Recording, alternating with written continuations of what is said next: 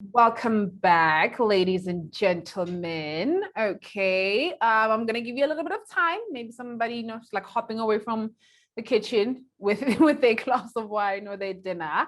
So I just need you guys to just hit me up in the chat box. Are we ready? Are we back? Are we sitting?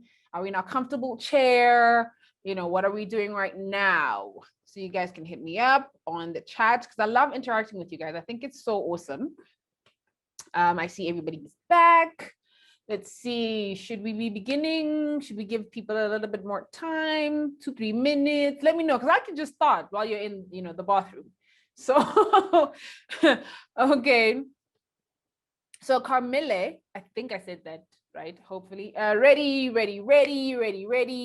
Let's see, Angus and Frederick say they are ready, awesome. And then we have, Clifford says he's ready. Okay, fantastic. So nobody's in the bathroom. Nobody's still, grabbing that last piece of salad or pizza or whatever it is that you guys are having. That was awesome. Quick break because we have a jam-packed show and we need to squeeze everything all in this teeny tiny time because we love giving you information and helping you on your journey. So next up, ladies and gentlemen, is our favorite attorney, Bruno Simão. Bruno, are you back from your quick little lunch break? Yes, I am. Hi, how are you doing? I am good. Thank you so much for asking. I see you out here just looking fabulous at 8 o'clock at night. I work long hours. It's how I dress. Okay, so you can take over and it will be you and Shillyboy. Yes. He's gonna join. Okay, he's gonna join us just now. Okay. Excellent. Thanks so much. And yeah, it looks like my screen is visible. Just give me one moment. I just want to make sure I shared the right screen. Bruno, you just want to share the different screen. Yeah, no, I think there we go. Excellent. Thanks, Dave. Perfect. There we go. Great. Hi, everyone. It's really good to be back again. I hope everyone's having a great year and slowly kind of recovering from the lockdown in December. And yeah, hopefully things are improving. I have noticed a very big trend where people are taking matters into their own hands and they're taking action and making sure that things get done, that they take advantage of whatever situations exist, and yeah, that they create wealth for themselves. So I'm really excited to see this, and I've seen a lot of success stories and I've seen a lot of startups, so it's a very good sign. For those that don't know me, my name is Bruno. I'm a specialist property attorney. I've been practicing for around 15 years now. My primary area of focus is within property and commercial, in the commercial space. I've got a background in litigation, but I've got a passion for tax and commerce, which is how I got involved in property and how I got involved with my business partner, who is here. He will be chatting about 5 minutes from now, and yeah, he's a chartered accountant. So between us, we have law and we have tax, and we put it together, and we do a lot of structuring advice, assisting clients putting together deals, and you name it. So that's really cool. With respect to tonight, installment sale agreements, this is a brilliant topic to discuss. It's actually quite funny because we do this every year. And I still remember the first time that we actually started touching on it, because it wasn't a trend. And it was a trend that we started noticing. We saw the opportunity that people were using installment sale agreements to start investing in properties without using their own money. And this must have been, I think, a couple of years back. It was one of the hotels in Sandton, one of the events that Sapin was holding. And we started speaking about it. Since then, there was so much interest, and we started realizing the true impact and the true value of using installment sale agreements. And I mean, Heron is a perfect example of this. He's been able to utilize it and exploit it to the degree that he's made it into a successful business. So that's very cool. So my job, before Heron comes on, is to kind of just set the foundation insofar as the legal side of installment sale agreements is concerned. There is a lot to it, and because it's based in legislation. So what people need to understand is when one buys property, there's a specific piece of legislation that applies. All right. And this is to keep it simple. So when I want to buy a house, I look at the Alienation of Land Act, usually, and this is the typical scenario. By looking at the Alienation of Land Act, we're expecting or accepting that certain provisions govern how we're going to buy properties. So with normal contracts, with normal sale agreements, there's certain requirements that need to be met, like they need to be in writing and signed in a certain way, etc., etc. Now, installment sale agreements are also contained in the Alienation of Land Act, but they're governed and to the T. So there's a whole bunch of provisions in there that are designed to protect both seller and purchaser. So it's important that we kind of quickly touch on what it's all about, just so you guys have a very basic understanding on what those restrictions are. So it's not just a contract that you can do anything with, because the problem with that, you'll see that one of the Q&As, because I normally deal with frequently asked questions when it comes to this topic. And one of the questions relates to, but how is there protection? I feel that if it's too many years and I've made a lot of payments and somebody does something behind my back, how am I protected? So the Alienation of Land Act provides these protections, but you need to comply with the Act. So this is not to say that you can't enter into an agreement outside the scope of the Act. This is fortunately one of those pieces of legislation that you could potentially do an installment sale agreement. So for example, installment sale agreements are restricted to residential properties. You could do an installment sale agreement on a commercial property. However, you're not protected by the Act. So that's something that we need to bear in mind. Some deals might be unlawful and you can't do. Some installment sale agreements you can do, but you're not protected. So we're going to just try and set down certain basics, just so at least you guys have a basic understanding. So one thing for starters is, guys, agricultural land, big problem. Commercial land also shouldn't be done by installment sale agreements, or at least it won't be protected by the Alienation of Land Act. Residential property, 100%. That's predominantly what it's going to be used for. So just a couple of questions for us to quickly go through. One, and I've touched on these before, so I'm going to elaborate differently to the way that I did previously. For those guys that know these answers, for those guys that don't, you'll get the general gist of it. So I'm told that the agreement cannot be longer than 5 years. Is this true? It can be longer than 5 years. It can, right? There's no question about that. And I've run this by a number of colleagues, even on the Property Law Alliance, and we all share the same sentiment. However, there's certain attorneys that don't share the sentiment. Now, I'm not saying, well, technically, yes, I'm saying that I'm right and they're wrong, but I'm not trying to insult them. The problem is the legislation reads very confusingly. And, a case can be made out to say, listen, but it has to be restricted to 5 years. But from our reading of the legislation, it's only in very specific circumstances that the 5-year period apply, right? And that typically deals with land that isn't registered yet, especially when it comes to things like township proclamations. But we don't typically need to get into that because we find that very few of our clients get into property deals over lands that aren't yet capable of registration. Normally, when you buy, there is a title deed linked to the land, and it is ready for transfer. So, our interpretation of the legislation is anything more than 5 years is perfectly fine. However, you do need to ask yourself the question, is it necessary to do it for over 5 years? Because we normally prepare these agreements to have a kind of a balloon payment towards the end. Christian did touch on that when it came to applying for bond finance. So you'll do the first couple of years, clear your credit profile, and then apply for finance towards the end of the period and be able to pay off the balance of the purchase price. The alternative is that you'll on-sell the property. So do it back-to-back. After a year, find somebody you want to sell it to and sell it off to them. Thing about installment sale agreements is it needs to be multiple payments. So it's 2 or more payments over a period of 13 months. Oh, so basically over a period of a year. So it's on typically the 13th month, you'd be looking at that being, that being the next installment. And if you get that, so sorry, if I'm not mistaken, it's going to be 3 payments. So it would be more than 2 payments over a period of more than a year.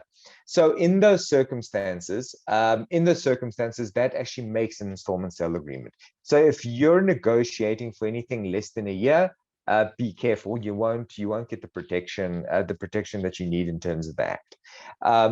Then the next question, does the seller have to be registered as a credit provider? Only if the seller is charging interest. I typically suggest that they not charge interest, because then they do need to be registered and it's a problem. Now, there's a difference between charging interest and factoring in interest into the installments. So on the one hand, a person saying, well, I'm deferring the purchase price, so I'm charging extra for that deferral. On the other one, what we're actually doing is we're saying, well, the bond payments on this property are X amount a month. So I expect my installment to be a fixed amount that covers those bond installments. So just because the bank is charging the seller interest doesn't necessarily mean that the seller is charging you interest. The agreement is that you cover his expenses. For example, you cover his expenses, the bank is charging him interest. So he need not be a credit provider in order to sell the property onto you.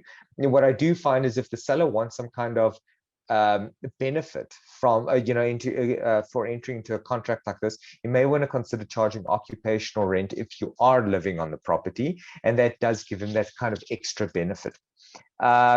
Quickly, next question. What if the seller simply sells the property to somebody else behind my back? The purchaser has a protection because the contract gets registered at the deeds office. So no one can sell that property once the contract is registered. That's why there are some upfront costs that you need to pay, attorney's costs to register the contract, and you will have to pay your transfer duty upfront. But once you do that, it gets registered at the deeds office, and for as long as the contract goes, they will not be able to sell the property without you knowing. So you're protected as a purchaser. What happens if the seller passes away? What rights do I have as a purchaser? So in the cases of death and insolvency, especially in a deceased estate that is insolvent, what we typically find is that the liquidator or trustee of that estate calls up the balance of the purchase price. So you do still have a right to proceed with the contract, but they call up the balance of the purchase price at that point. So I typically recommend that anyone buying in terms of an installment sale agreement at least have a backup plan in case something goes wrong with one of the properties, that they'll be able to at least come up with finance. Then what if the seller goes bankrupt? I've already answered that. So in both cases of the deceased estate that's insolvent or a bankruptcy, and is a private bond suitable alternative to an installment sale agreement? I normally have a bit more time to discuss what a private bond is, but long story short, when the seller sells a property to you, and you take transfer immediately, and they have a bond registered in their name, they effectively are acting like a bank, right? So the difference between a private bond and installment sale agreement is that a private bond, property gets transferred to you, and they get a bond registered in their name. Installment sale agreement, the property doesn't get transferred to you as a purchaser until you've paid the purchase price, but you do have a contract that gives you a level of security against the seller. So in the private bond scenario, what we have learned is that the National Credit Act does include this type of agreement as a credit agreement. So effectively, what we're finding is that the seller actually selling the property and getting a bond registered, they are effectively, even if they don't charge interest, they would be a credit provider. This is still something we're doing a bit more research on, but this is it's one of the matters that we're dealing with at the moment, where we started looking into it. So I just want to give a heads up. Focus maybe more on installment sale agreements until the position on the private bond is 100% clarified. So that's it from me. I now invite Shillyboy to come on just to have a chat to us about a certain tax tool using the installment sale agreement. Shillyboy, you there? Yes, good evening, Bruno. Thanks, man. Thanks for introducing me. Good evening, guys. My name is Shillyboy. As he introduced me, I'm from Intergen, where I specialize in tax. I'm not gonna have too much time speaking. It's just a brief thing. Earlier on, I think it was Jade mentioned the importance of providing a solution to the seller, and I mean, I felt that actually he's speaking the language, because during the negotiations with the seller, you may find that the seller actually does not understand the installment sales agreement. I'm sure some of you guys have experienced that. So I thought that I need to share with you guys one of these text tools that you can actually potentially use to sort of show to the seller that it can actually work in their best interest. There are three principles that you're going to take out of these that you can actually use to push over the line that deal with the seller. Now, in this example, let's assume for basic calculations, let's assume here the seller originally bought a property for 250, right? And currently the property worth about 300,000, 25,000. Yeah.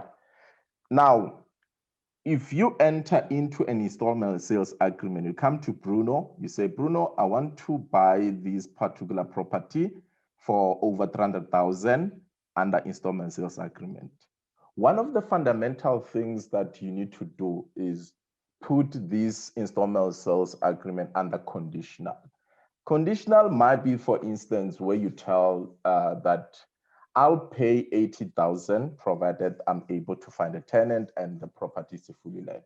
You pretty much know that you're going to obviously have a tenant. Obviously, also don't want to put those conditions that will make the seller kind of back out of the deal. But what the fundamental thing here is that just try to make that agreement conditional. Why am I saying that? Is in the best interest of the seller also. Just look at it. If we assume that we're going to do this transaction over 3 years, like Bruno said earlier on, that it needs to have the multiple payments. We already have more than one payments, which is in year 1 and year 2 and year 3, right? Now, in year 1, you agree with the seller. The seller, I'll give you 150. In year 2, provided I get a tenant, I'll give you 120. Then in year 3, I'll have that lump sum Bruno mentioned earlier, about 55,000. Well, in this case, obviously, you don't have a balloon payment because you probably cash. Yeah, you've got a cash reserves and you build up reserves, you're able to pay over that number of period. Now, earlier on, I said that the seller bought that property for 250. Right. Now, what happens in this case, one thing that you need to take out of this, there's a section in terms of tax. When the seller disposed that property under that installment sales agreement, right, you can plan the transaction in such a way that there's a rollover of a capital gain tax. Remember, if the seller sell this property as an investment property on their side, they are going to be subjected to capital gain tax if they make a profit, right? So when you spread this transaction over 3 years, you pretty much roll over the capital gain tax. Let's look at it this way. In year 1, we're going to minus that original purchase price that he actually originally bought the property for. But then you are paying him 150. So what? You are giving him 150 in his pocket. Already, for number one benefits is that he has a cash flow under in his pockets, but he's not paying tax because he's making a loss of about 100,000, what we call capital loss. So now in year 2, he gets extra 120,000. Are you with me? Then that's the only time that he will be subjected to a capital gain tax, because in this case, now he's getting more than what basically he's getting more without having any expense to reduce that capital gain. But then what is going to happen is that we'll move this capital loss here. If you see there's a capital loss that he made of about 100,000, in the following year, he'll actually also deduct it, right? Now, what I want to show you is, I'm not sure why, okay. Now, another second thing that you can also show the seller here he's also benefiting on what you call annual exclusion. A natural person is entitled to what you call annual exclusion of about 40, limited to 40,000 of your capital gain. If you look at in year 2, he made a profit of a capital gain of about 20,000. So meaning that the whole 20,000, remember I said he is entitled to that 40,000, but limited to the capital gain. If it's obviously less than that 40,000, you'll obviously limit it to 20,000. You can't create a loss on that. So he's not paying tax on this, right? The following year, you give him that 55,000. Can you see what's happening? You give him that 55,000, right? And he's making a profit of 55,000.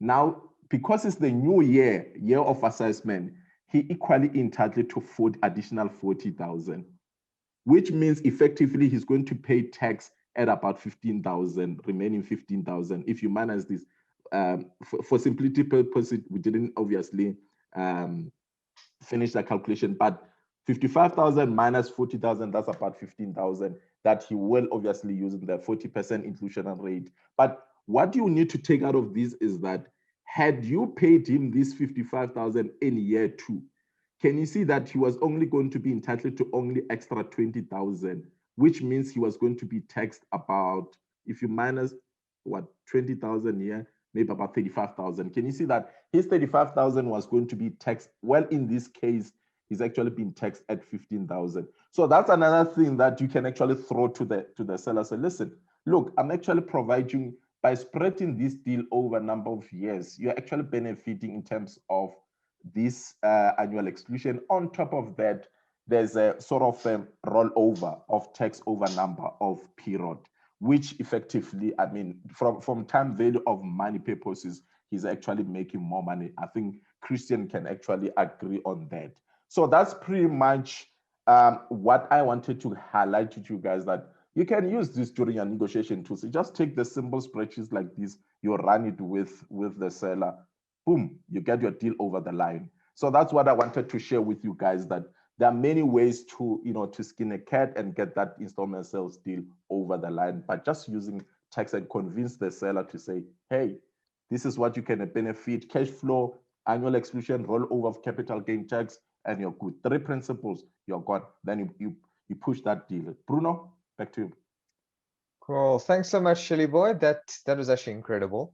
It's a really, really good idea, and I think it will push people over the line. So any help with this, guys, just let us know. We could probably help you with the calculations to try and get you into a good negotiating position. Anyway, that's it from us. We went way over time. Really sorry about that. But I hope everyone got value from that. Thank you so much for that, Bruno. And we got more than enough value. So if you go over a little bit more over time, then it's perfectly awesome. I just want to say, I see that you shaved your head because apparently you have a singing career, and in your singing career you have a lot of hair. So is this like Batman, versus Bruce Wayne? So it's like Bruno the attorney versus Bruno the singer. Like If only I could grow hair that quickly, that would be really cool. Yes. What's that? But thank you so much for that, Bruno. That was absolutely amazing. So ladies and gentlemen,